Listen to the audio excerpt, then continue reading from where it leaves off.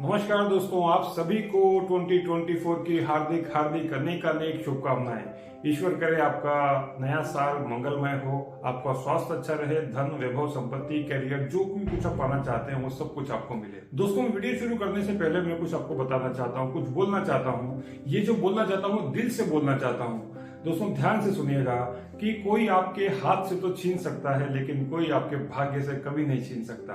दोस्तों बहुत ध्यान देने वाली चीज है कि सुख और दुख में कोई भेद नहीं होता। जो मन को अच्छा लगे वो सुख होता है और जो मन को अच्छा ना लगे वो दुख होता है।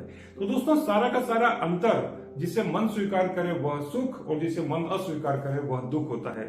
सारा खेल ये स्वीकृति और अस्वीकृति का ही तो है जो हमारे मन के द्वारा रची जाती है। दोस्तों ध्यान दीजिएगा हमेशा के गलतियां जीवन का एक बहुत बड़ा हिस्सा होती हैं और बहुत कम लोग होते हैं जिनमें उन गलतियों को स्वीकार करने का साहस होता है, और जो स्वीकार करता है वो वास्तव में साहसी होता है। सबसे इंपॉर्टेंट चीज दोस्तों दूसरी ये है कि आप गलतियां करें लेकिन वो जो गलती आपने करी है 2023 में उसको दोबारा ना करें 2024 में।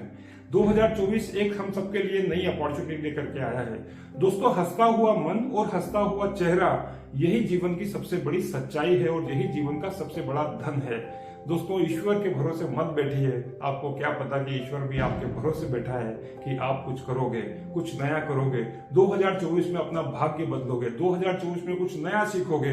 वो सारे डिसीजन जिसके बारे में आप सोचते चले आ रहे हैं कि हम आज करेंगे, कल करेंगे, परसों करेंगे, तो दोस्तों कहा गया काल करे सो आज कर, आज करे सो अब, पल में प्रलय होएगी बहुरी करेगा कब। दोस्तों इसी शुभकामनाओं के साथ में चलिए वीडियो की शुरुआत करते हैं। तो चलिए शुरू करते हैं।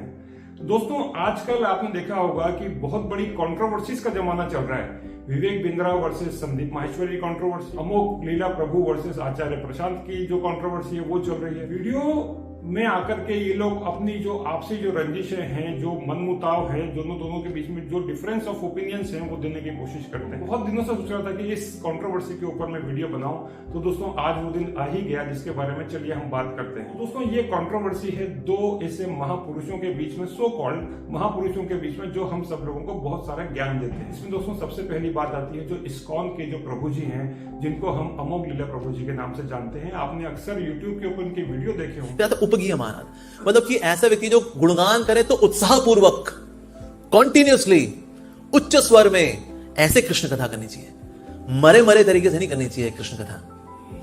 कृष्ण परम भगवान है, जन कल्याण को हृदय में। महाराज जी इतना उत्साह, उपगीय महाराज भी उत्साहपूर्वक कृष्ण का गुणगान करना चाहिए, लेकिन उत्साहपूर्वक कौन करेगा? एक्चुअली प्रचार का मतलब, श्री भक्ति महाराज बोला करते थे, प्रचार का मतलब जब कृष्ण कथा हृदय में इतनी बढ़ के जब छलकती है, वो छलकना प्रचार होता है। देखा जाए तो नौसखिए लोग कोई प्रचार नहीं करते, वो है नहीं, बना बनू कर निकालना पड़ता है। लेकिन जैसे हृदय भरी होती है कृष्ण कथा, रोक नहीं सकते ऐसे व्यक्ति को, इतनी कृष्ण कथा भरी है, वो डुल करके बाहर भरी, उसमें बाकी लोग जो भीग रहे होते हैं, दैट इज प्रीचिंग, वो है हाई क्वालिटी प्रचार। जिसे प्रभुपाद जी बोला करते थे, प्रीचिंग मीन्स गिविंग टेस्ट, और who can give taste? Who has taste. जिसमें टेस्ट ही नहीं है वो क्या टेस्ट देगा? वो तो उसकी ज्यादातर कथा होगी कैसे बड़ी, फिर बड़ी थ्योरेटिकल सी कथा होती है, क्योंकि व्यक्ति हृदय से नहीं बोलता। इवन जो पब्लिक स्पीकिंग के जो फंडे है ना, उसके अनुसार भी अगर आप मुख से बोलते हैं तो बात कानों में उतरती है, अगर आप इंटेलेक्ट से बोलते हैं तो बात इंटेलेक्ट में उतरती है, और अगर आप हृदय से बोलते हैं तो बात हृदय में उतरती है।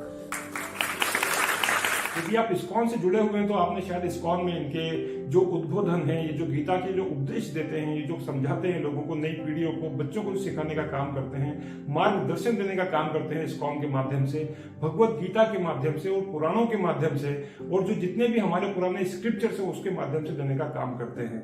तो दोस्तों ये तो बात हुई अमोघ लीला प्रभु जी की, जो कि एक बाय क्वालिफिकेशन इंजीनियर हैं, जो कि अमेरिका में, यूनाइटेड स्टेट्स ऑफ अमेरिका में मल्टीनेशनल कंपनी के साथ काम करके आए हैं, और दोस्तों अभी वर्तमान में भारत में हम सब लोगों का मार्गदर्शन कर रहे हैं। दोस्तों मैं अब जैसे दूसरे व्यक्तित्व के बारे में बात कर रहा हूँ जो कि IIT से पढ़े हुए इंजीनियर हैं, और साथ ही साथ में इन्होंने IIM से भी कोर्स किया हुआ है। दोस्तों this is none other than Acharya Prashant. दोस्तों क्या आपने कभी इनके वीडियो देखे? दोस्तों जिस तरीके से इनके नंबर ऑफ चैनल्स हैं, आप कभी ना कभी इन वीडियो के संपर्क में जरूर आए होंगे। दोस्तों ये वेदांत के टीचर हैं, लेकिन मैंने इनके YouTube के ऊपर शायद ही वेदांत के बारे में कुछ बोलते हुए कुछ सुना हो। वेदांत का मतलब होता है वेदों के बारे में बात कर। दोस्तों जैसा कि आप जानते हैं कि हमारी सनातन संस्कृति में 4 वेद की बात की गई है, अथर्ववेद, सामवेद, ऋग्वेद और यजुर्वेद। दोस्तों वेदों के बारे में बात करना बहुत जरूरी है और वेद हमको जिंदगी जीने का रास्ता सिखाते हैं। तो दोस्तों यहाँ पर एक आचार्य का जीवन कैसा होना चाहिए, आचार्य और गुरुओं के बारे में क्या कहा गया है, इसके बारे में दोस्तों थोड़ी सी बात मैं आपसे करना चाहता हूँ। कर्म करते जा और फल की अपेक्षा मत कर, तो फल मिलेगा कैसे? तो ये कहना कि कर्म करते जा और फल की चिंता मत कर, कितनी बड़ी गलत बात है ये। कर्म करते समय पूरी आसक्ति, और जब हो गया, जब आपके हाथ के बाहर है, इसलिए कहते हैं कर्म करते जा, फल की अपेक्षा मत। गीता की बात करते हैं तो इसमें लिखा होता है कि कर्म करो, फल की चिंता ना करो, फल तो आपको मिल जाएगा। खुद कर रहे हैं क्या? ऐसा कहीं नहीं लिखा है। गीता बिल्कुल नहीं कह रही है कि कर्म करो, फल की चिंता मत करो। गीता कह रही है कि जब सही कर्म करोगे तो फल की चिंता होगी ही नहीं। दोस्तों आचार्य, शिक्षक और टीचर ये क्या समान होते हैं और गुरु समान होते हैं? मैं आपसे सवाल पूछता हूँ, क्या आप इन सबको समान दृष्टि से देखते हैं? दोस्तों जब ये सवाल उठता है कि क्या आचार्य टीचर की तरफ के जैसे होते हैं, शिक्षक के जैसे होते हैं? पढ़ाता है जो शिक्षक होता है उसको आचार्य बोलते हैं। बहुत सीधी सी बात है। जैसे अंग्रेजी क्यों कहा गया कि गुरु गोविंद दो खड़े, काके लगो पाए, बलिहारी गुरु आपकी गोविंद दियो बताए। और दोस्तों इससे थोड़ी सी और आगे बढ़ते हैं तो हम लोग अक्सर याद करते हैं कि गुरु गोविंद दो खड़े, काके लगो पाए, बलिहारी गुरु आपकी गोविंद दियो बताए। इसके साथ साथ गुरुर ब्रह्मा, गुरुर विष्णु, गुरुर देवो महेश्वरा, गुरुर साक्षात परब्रह्म, तस्मै श्री गुरुवे नमः। दोस्तों गुरु का स्थान ईश्वर से ऊपर रखा गया है, क्योंकि आपको ईश्वर तक पहुंचाने का जो मार्ग है वो गुरु दिखाते हैं। तो दोस्तों यहाँ पर आचार्य का जो शाब्दिक अर्थ है वेदों में और पुराणों में, इसका मतलब वो व्यक्ति से होता है जो आपको संपूर्ण ज्ञान दे। शिक्षक आपको संपूर्ण ज्ञान नहीं दे सकता, शिक्षक आपको विषय का ज्ञान दे सकता है, लेकिन जो सबसे बहुत जो इंपॉर्टेंट चीज है, जो जिंदगी जीने का तजुर्बा और जिंदगी किस तरीके से जी जाए, how to live your life in discipline, तो दोस्तों वो मार्गदर्शन देने का काम करते हैं गुरु, या उनको बोलते हैं आचार्य। तो दोस्तों आचार्य वो होते हैं जो आपका संपूर्ण व्यक्तित्व विकास करते हैं, और शिक्षक वो होते हैं जो आपका विषय के ऊपर विकास करते हैं। तो दोस्तों ये तो हुआ गुरु, आचार्य और शिक्षक में डिफरेंस, एक टीचर और एक शिक्षक में डिफरेंस। एक गुरु और आचार्य शिक्षक के समकक्ष नहीं होते, उनका स्थान उन शिक्षक से कहीं ज्यादा बड़ा होता है। अब दोस्तों क्या एक आचार्य का जीवन किस तरीके से होना चाहिए?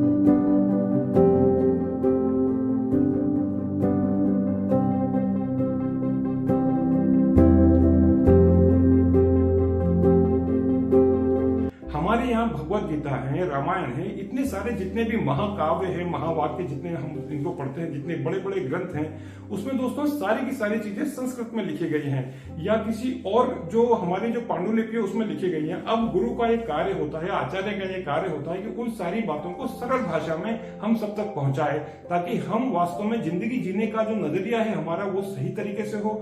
ऐसे बहुत सारे लोग हैं दोस्तों जिनको कि ये उद्देश्य नहीं मिल पाता, ये पर्पज नहीं मिल पाता कि लाइफ किस तरीके से जी जाए। वहां पर ये जो गुरु होते हैं दोस्तों, उनका ये बड़ा जिम्मेदारी वाला काम होता है। तो आप पब्लिक फिगर बनते हैं तो दोस्तों यहाँ पर आपको अपनी भाषा का बहुत ध्यान रखना होता है। आपकी भाषा का संयम जो है दोस्तों ये बहुत बहुत महत्वपूर्ण होता है, क्योंकि आप उस नई पीढ़ी का मार्गदर्शन कर रहे हैं। तो आप इस तरीके के शब्दों का प्रयोग नहीं कर सकते जिस तरीके के शब्दों का आप प्रयोग। यहाँ पर दो गुरुओं के बीच में मैं बात कर रहा हूँ, आचार्य प्रशांत और अमोक लीला प्रभु जी की दोनों जो कि इंजीनियर हैं, जो दोनों जो कि काफी पढ़े लिखे हैं। इस तरीके से झगड़ा करना, लड़ाई करना और सोशल मीडिया के ऊपर एक दूसरे के लिए इस तरीके के वीडियो बनाना, ये दोनों हमारे समाज को एक नई दिशा दे सकते हैं। तो दोस्तों ध्यान जो डायरेक्शन है वो कहाँ होना चाहिए? आपस में लड़ करके कि मेरे व्यूज ज्यादा हैं, मेरे व्यूअर्स ज्यादा हैं, मेरे फॉलोअर्स ज्यादा हैं, या एक दूसरे का अपमान करके आप आगे बढ़ेंगे? एक आचार्य प्रशांत जी हैं, हाँ जी, तो वो जाते हैं, बहुत सारे इवेंट्स करते हैं, वेदांत महोत्सव, जी IIT, IIM। हाँ।